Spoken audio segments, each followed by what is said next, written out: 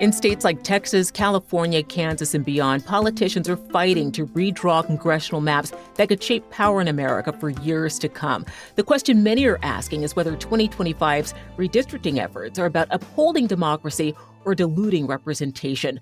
Hello and welcome to USA Today's The Excerpt. I'm Dana Taylor. The battle for control of Congress is played out at the ballot box, state legislatures, and in the courts. Where are all of these efforts today? USA Today chief political correspondent Phillip and Bailey and USA Today politics reporter Kathryn are here to hash out what the implications are for the 2026 midterm elections. It's good to have you both on. Hey, Dana, how are you? Thank you for having us. Kathryn, let's start with Texas. There was a recent federal court ruling on the new congressional map. Can you break that down for us here? On Tuesday, we had a federal court block Texas from using these brand new congressional maps for its 2026 midterms. And these are the new districts that sparked what has become this nationwide arms race of redistricting. They were passed in August of earlier this year. And this is when you saw Texas Democrats kind of flee the state and sparked this whole really nationwide saga that we're still grappling with right now. So we had this court found what they called substantial evidence that Texas lawmakers racially gerrymandered the map, meaning that they drew district lines in a way that sorted voters by race, which they contend would violate the Constitution and the Voting Rights Act. And where does Republican Governor Greg Abbott and the Texas GOP go from here? Is this a done deal? This is not a done deal by any means. So in the interim, this ruling basically frees these new maps. So the 2-1 court decision said, you got to go back to the 2021 maps that you've been using for the past couple of years. And pretty much right after this decision was released, you have Greg Abbott immediately appealing the decision to the Supreme Court. So that's pretty much where we're going to see it next. It's going to be a pretty significant next step in this nationwide redistricting saga. And one of the things to keep in mind is that there is a clock ticking on this, especially for Texas. And it's one of the reasons that the judges in this court case in Texas made this decision pretty rapidly, is the filing period for candidates who want to run in 2026, theoretically under these new districts. That started already. That started November 8th, and it's set to close December 8th. So with such high stakes and a clock that's ticking, we'll be hearing soon on what the next steps are going to be. Phillip, in response to the Texas redistricting, California Governor Gavin Newsom and California Democrats responded with Prop 50. What happened there?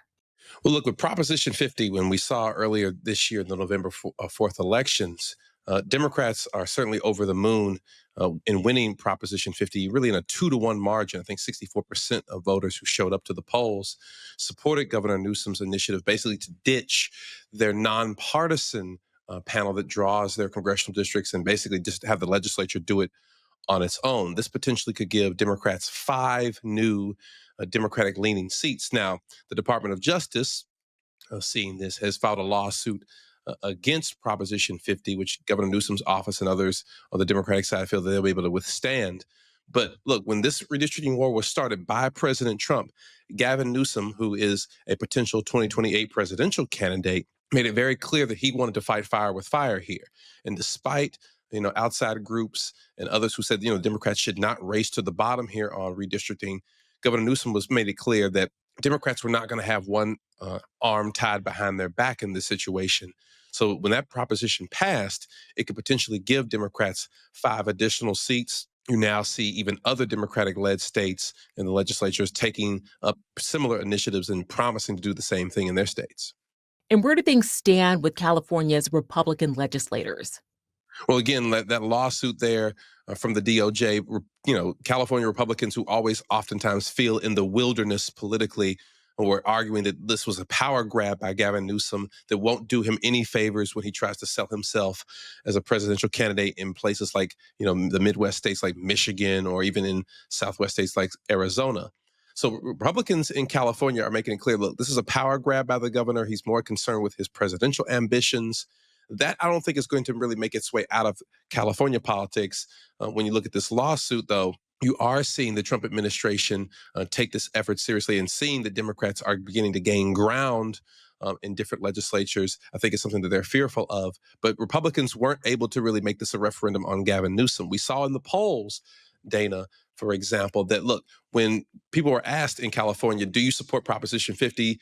Are you doing this because you don't like Donald Trump or don't like Gavin Newsom? And Newsom, who isn't always popular, right? Remember there was that recall for him a few years ago that he survived. But California Republicans were not able to make this a referendum on Gavin Newsom. Those who showed up to the polls saw this as either a way to snap back at Donald Trump or as a way to give Democrats the ability to fight fire with fire, as the governor was arguing for. And then leading Democrats in Virginia and Maryland legislatures, they were involved in a public spat earlier this month. They're not in agreement about jumping in the national fray over redistricting. What's going on there? There's a bit of Democrat on Democrat violence here, right? I mean, you have Virginia Senate President L. Louise Lucas, a very outspoken, who's known to be an outspoken state lawmaker. When Senate President over in Maryland, Bill Ferguson, was bragging about the victories the Democrats had on November 4th, talking about the wins for Virginia and wins in New Jersey for governor. He mentioned and said, hey, look, this is the reason we don't need to do redistricting. We're already winning these elections by making a political argument against Trump and against the efforts he was making. Well, Eloise Lucas went on social media and called out President Ferguson over in Maryland, saying that, look, keep our win out of your mouth. You're not willing to do what we need you to do in Maryland. Because remember, Dana, it was Bill Ferguson who was the person who was speaking up against the effort in Maryland to do the same exact redistricting plan. In Maryland's idea, led by Governor Wes Moore, there's the thought that, look, Maryland could pick up about one congressional seat. I think of their 8 congressional seats, all but one are Democratic. Well, when this was coming up in Maryland, it was Bill Ferguson who said, I'm not really sure about this. I really don't think we should do this. And he kind of put the brakes on it a bit.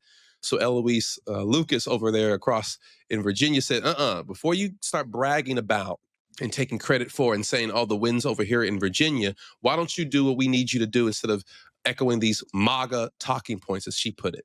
So there was a bit of this intra-party fight. I think it's on the Democratic side as well. Again, not everyone is sold on the idea of doing this. It wasn't too long ago, Dana, maybe just a few short years ago when President Biden was still in office, the Democrats were saying, we shouldn't go down this pathway.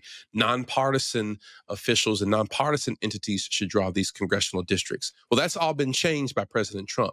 So you're seeing Eloise Lucas over there in Virginia taking shots at Bill Ferguson. Maybe Virginia Virginia's taking up its own redistricting plan as well. So when you see this sort of intra-party fighting, it shows you how important this is for Democrats who believe that this is the sort of setting the table for 2026. So that intra-party fight, I think, took on a whole life of its own. And I think we're going to see more of that in the months to come. Kathryn, let's turn now to Indiana. What was President Donald Trump hoping to see there, and where did those efforts stand? President Donald Trump has been pressuring a lot of Republican governors to move forward on this redistricting scheme. Indiana is one of those states. Unfortunately, just last week, the Senate leader over there in Indiana said, hey, we don't have enough Republican support to move forward with this. So this is another challenge, another group of state Republicans who are pushing back against Trump's directive and kind of adding to this overall obstacle for Trump in trying to direct some of these states to move forward. And is it pretty much the same story in Kansas? Yeah, add them to the list. It was the same deal. It was, you have state lawmakers who are mulling over whether or not they want to do this mid-decade redistricting, follow in Texas's footsteps, so to speak. And you're not seeing the same gung-ho attitude all across the country, and certainly not even across state Republican lawmakers. So that's what happened in Kansas. It's another state on the list where you have Republican lawmakers pushing back against the president's really vocal push for this redistricting that would, in his hopes, and especially in other national GOP leaders' hopes, advantage the Republican Party ahead of the 2026 elections, which is going to be, a monumental struggle between the two parties, with the GOP currently struggling with such a slim majority in Congress as it stands. Phillip, both North Carolina and Missouri legislatures have already passed new congressional maps. Are there any other GOP-led states that are considering redistricting, especially in light of the recent decision in Texas?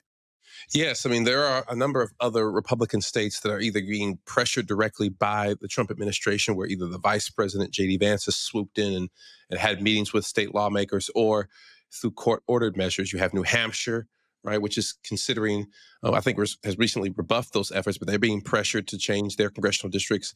Florida is on that list as well on the Republican side. And of course, Ohio. Ohio's a bit different. There's a court-ordered issue there, but certainly that could add maybe 2 congressional districts for Republicans if they redraw their maps in the way that they indicate. And so, look, you have these different Republican states that are either being pressured directly by the administration or not. And they're all having their very different conversations. In Indiana, there is some resistance from the Senate president. In New Hampshire, there's a bit of resistance. But in other states like North Carolina, right, they are certainly going more along with President Trump's idea here. And all of this thing, I think, should be pointed out what the political backdrop to this is. Because the Trump administration is worried, like all presidents are, that the midterms won't turn out that well for them. Historically, the midterm elections are bad for the sitting president. For many ways, look, the way the Democrats sell 2026, and Gavin Newsom is a part of this selling and this argument and this narrative as well, is that this is effectively the end of the Trump administration.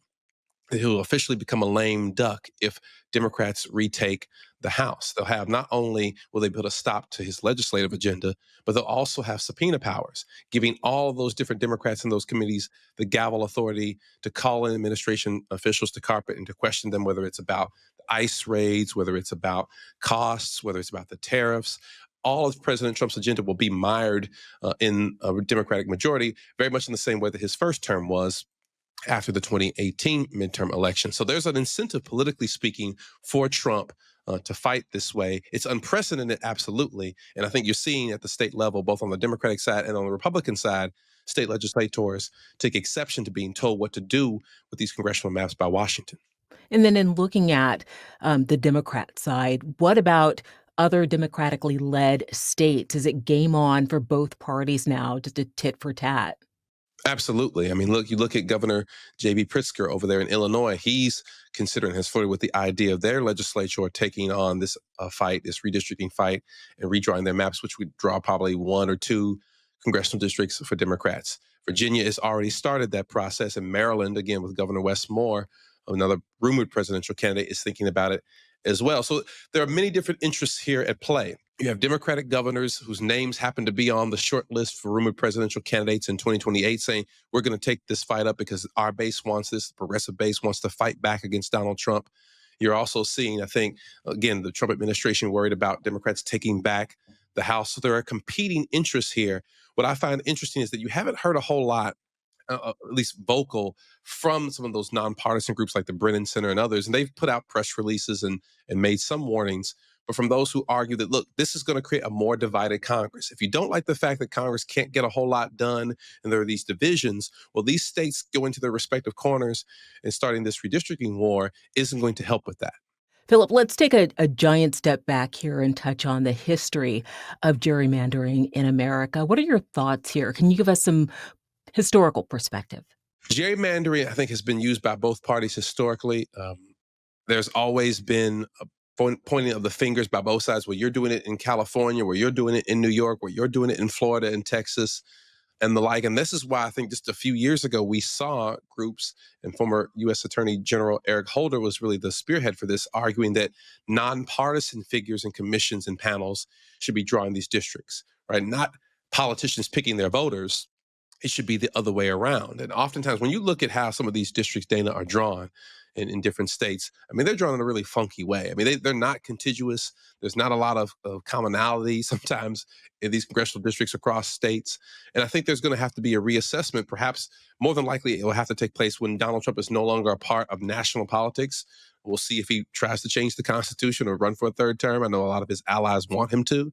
But in order for this to really be settled, I think we're going to have to get past some of the current personalities who are having this conversation. When I talk to sources from the Brennan Center and other places who believe in a nonpartisan group of people picking these districts or drawing these districts rather than politicians, a lot of them agree that, look, this is going to have to go through the process, and we're going to have some of these national figures maybe step to the side. Whether that will happen in the near future, there's a lot of skepticism about. Phillip M. Bailey is a USA Today chief political correspondent, and Kathryn Palmer, USA Today politics reporter. Thank you both so much for taking the time to come on. Dana, as always, thank you. Thank you so much. Thanks for watching. I'm Dana Taylor. I'll see you next time.